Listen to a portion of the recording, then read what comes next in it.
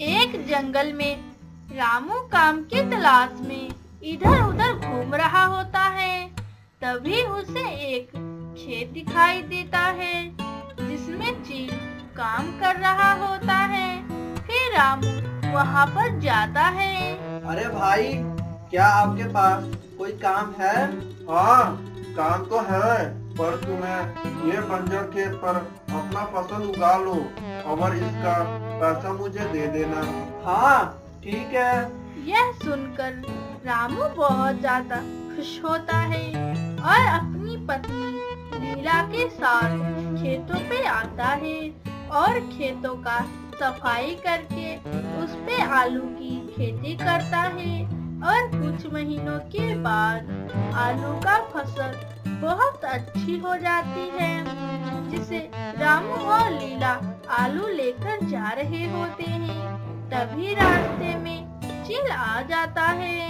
अरे रामू, तुमने तो कहा था कि तुम मुझे जल्दी पैसा दे दोगे, लेकिन अभी तक तुमने मुझे पैसा नहीं दिया। अरे भाई, आपके पैसे जल्दी वापस कर दूंगा। आप तो देख ही रहे हो कि मैं अभी आलू लेकर कल बेचने जाऊंगा। फिर कल सुबह ही रामू आलू लेकर बाजार में बेचने चला जाता है और सारे आलू बेच देता है।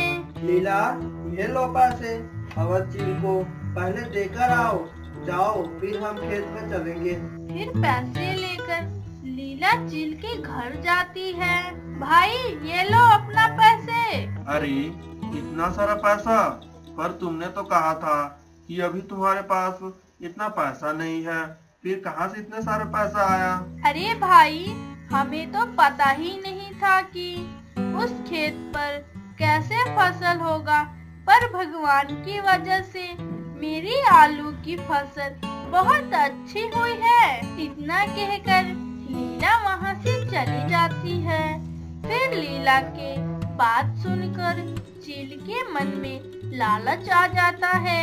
फिर वह खेतों में चला जाता है और आलू से भरा खेत देखकर चील हैरान हो जाता है। अरे, मुझे तो विश्वास ही नहीं हो रहा है कि ये वही खेत है जिसे मैं बंजर और बेकार समझकर रामू को दे दिया था, और आज इतनी अच्छी फसल हुई है। वह वैसा ही कह रहा था कि तभी वहाँ पर लीला और रामू आ जाते हैं। अरे लीला, क्या तुमने चील को पैसा नहीं दिया क्या?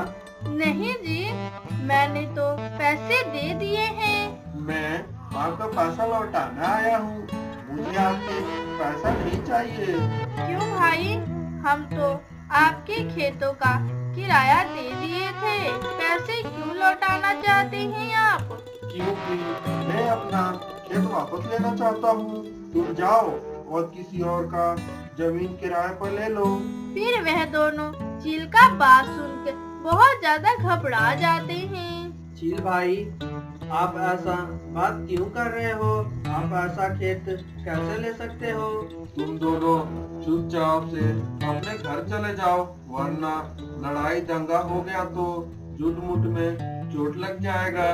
तुमने मेरे साथ धोखा किया है। तुमने ये खेत मुझे 1 साल के लिए दिया था। जब इस खेत पर अच्छी फसल देखकर तुम्हारे मन में लालच आ गई, इसीलिए तुम ये खेत लेना चाहते हो। आप एक गंदे चील हो। क्या कहा? एक लालची और धोखेबाज चील हूँ? ऐसा कहकर चील डंडा उठाता है और रामू के पंख पे मार देता है। इसे ले जाओ मेरे सामने से, और दोबारा मेरे खेत में दिखाई भी मत देना, वरना तुम्हें जान से मार दूंगा। और हाँ, अब मैं तुम्हारा वो पैसा भी नहीं दूंगा। लीला अपने पति को लेकर वहाँ से कबूतरी डॉक्टर के पास जाती है। लीला बहन, आपके पति अब कभी भी नहीं उड़ सकते हैं, जो कि उनके पंख टूट गए हैं। कल तक सब कुछ कितना अच्छा था, आज देखो क्या से क्या हो गया। फसल से भरा खेत भी छिन गया। आप चिंता मत करें, मैं आपका इलाज अच्छे से अच्छे हॉस्पिटल में कराऊंगी। इतना कहकर लीला एक पेड़ के पास जाकर रो रही होती है। अब मैं क्या करूं? मेरे पास तो इतना पैसा भी नहीं है कि मैं अपने पति का इलाज करा सकूं। और मेरा खेत भी वह दुष्ट चील ने छीन ली। तभी वहां से तोती गुजर रही होती है और लीला की आवाज सुनकर वहां आ जाती है। अरे बेटी, क्या हुआ? तुम क्यों रो रही हो? लीला उसे सारी बातें बता देती है। तभी तोती उसे आलू देते हुए बोलती है। बेटी, यह एक ऐसा आलू है जो रात भर में ही ये आलू बड़े हो जाएंगे और इसे बेचकर तुम अपने पति का दवाई करा लेना। फिर लीला वह आलू का पौधा ले आती है और उसे अपने आंगन में लगा देती है। फिर लीला सुबह उठती है और आलू की खेती देखकर बहुत ज्यादा खुश होती है और आलू बेचकर अपने पति का इलाज कराती है और खुशी खुशी रहने लगती है।